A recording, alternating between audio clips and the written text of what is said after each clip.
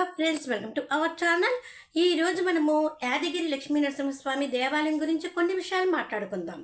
యాదాద్రి లక్ష్మీ నరసింహస్వామి దేవాలయం యాదాద్రి భువనగిరి జిల్లాలో ఒక దివ్యక్షేత్రం. యాదాద్రికి సంబంధించిన కథకు మూలం వాల్మీకి రామాయణంలో ఉంది. విభాండక ఋషి కుమారుడు ఋష్యశృంగుడు, అతని కుమారుడు హాద ఋషి, అతనినే హాదర్షి అని కూడా అంటారు.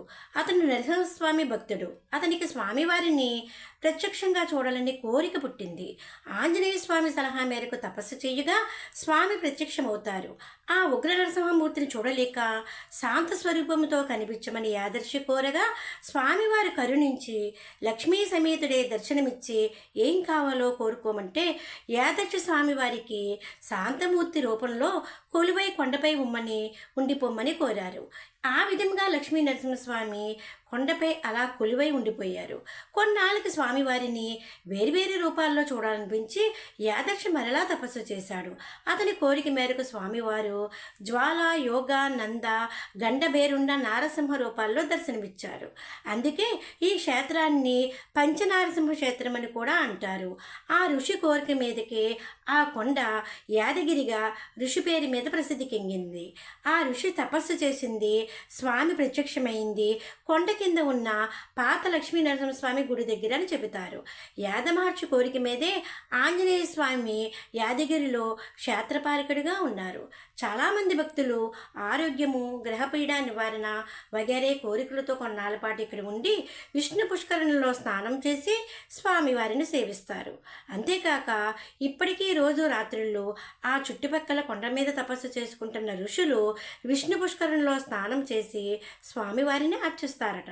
దానికి నిదర్శనంగా వారు వచ్చేటప్పుడు మృదంగ ధనులు వినిపిస్తాయట. పాదాల గుర్తులు కొందరు చూశారట. వారు స్వామిని అర్చించిన గంధపుష్పాదులు కూడా నిదర్శనం అంటున్నారు. మెట్ల మార్గాన వెళితే దోవలో శివాలయం కనపడుతుంది. ఇక్కడ శివుడు లక్ష్మీ నరసింహస్వామి కన్నా ముందు స్వయంభూగా వెలిశారు. ఇంకో విశేషం ఏమిటంటే ఈ మెట్లు ఎక్కి స్వామిని సేవించిన వారికి కీళ్ళ నొప్పులు తగ్గుతాయని భక్తుల విశ్వాసం. యాదగిరిగుట్ట పుణ్యక్షేత్రంలో 2 లక్ష్మీ నరసింహస్వామి ఆలయాలు ఉన్నాయి. పాత లక్ష్మీ నరసింహస్వామి ఆలయము, కొత్త లక్ష్మీ నరసింహస్వామి ఆలయము. మరొక కథనం ప్రకారము లక్ష్మీ నరసింహస్వామి మొదట పాత లక్ష్మీ నరసింహస్వామి ఆలయంలో వెలిసి తరువాత కొత్త లక్ష్మీ నరసింహస్వామి ఆలయమునకు గుర్రం మీద వెళ్ళేవారు. మనం ఇప్పటికీ ఆ గుర్రపి అడుగులు ఆ దారిని చూడవచ్చు. ఈ గుర్తులు పాత లక్ష్మీ నరసింహస్వామి వారి ఆలయం నుండి కొత్త లక్ష్మీ నరసింహస్వామి వారి ఆలయం వరకు ఉన్నాయి. పాత లక్ష్మీ నరసింహస్వామి ఆలయమునందు ఆంజనేయ స్వామి వారి ఆలయము కూడా ఉంది. అక్కడ గోడ మీద విత్తరము ఉన్న చిత్రములు చాలా అద్భుతంగా ఉంటాయి. అక్కడ నుండి కొత్త లక్ష్మీ నరసింహస్వామి ఆలయానికి వెళ్ళే దారిలో ఆంజనేయ స్వామి మరొక ఆలయం కూడా ఉంది. ఈ ఆలయ గర్భగుడిలో స్వామివారి వద్ద నిత్యము ఒక జలప్రవాహం ఉంటుంది. ఆ జలముతోనే నిత్యము స్వామివారికి అభిషేకం కూడా చేస్తారు. ఇంకా మనకి రవాణా సౌకర్యం గురించి చెప్పాలంటే యాదాద్రిలో రైల్వే స్టేషన్ ఉంది. యాదగిరిగుట్టలో 2 బస్ స్టేషన్లు కలవు.